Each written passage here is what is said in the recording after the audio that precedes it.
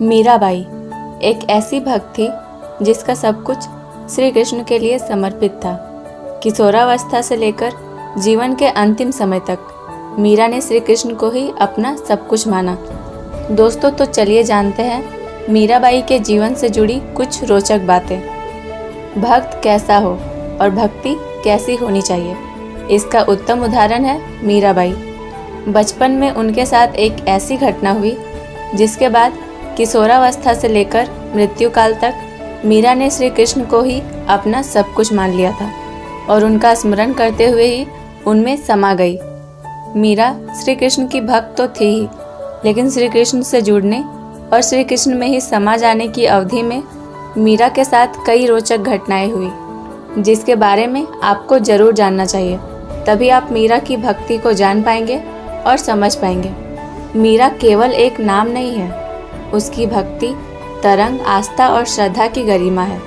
मीराबाई का जन्म सन 1504 ईस्वी में मेड़ता में राजा रतन सिंह के घर हुआ था। मीरा जोधपुर के राठौड़ रतन सिंह जी की इकलौती पुत्री थी।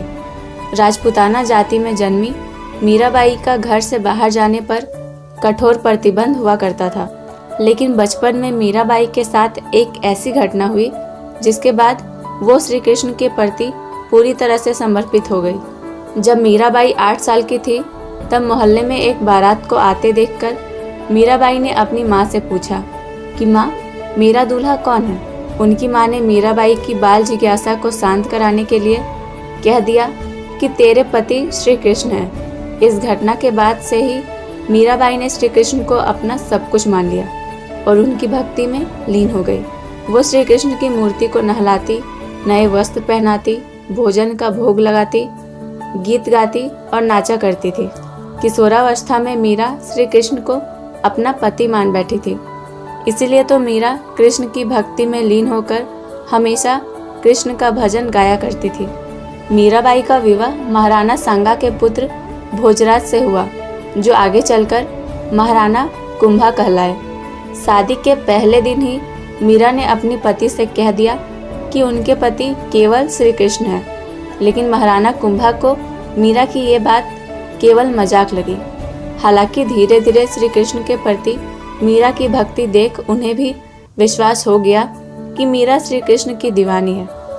मीरा शादी के बाद भी श्री कृष्ण की भक्ति में लीन रहने लगी। वो मंदिर जाकर कृष्ण की मूर्ति के समक्ष नाचती गाती और भजन करती थी। मीरा के इन कार्यों से उनके ससुराल वाले गुस्सा होने लगे। कुछ समय बाद मीरा के पति की मृत्यु एक युद्ध के दौरान हो गई।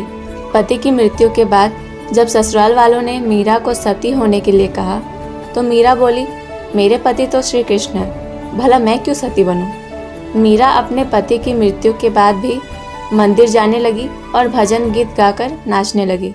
इस पर उनके ससुराल वालों ने मीरा पर व्यभिचारिणी होने का आरोप लगाकर भरी सभा में मीरा को विष का प्याला देकर पीने को कहा। तब मीरा भी श्री कृष्ण का नाम लेते हुए विष को पी गई।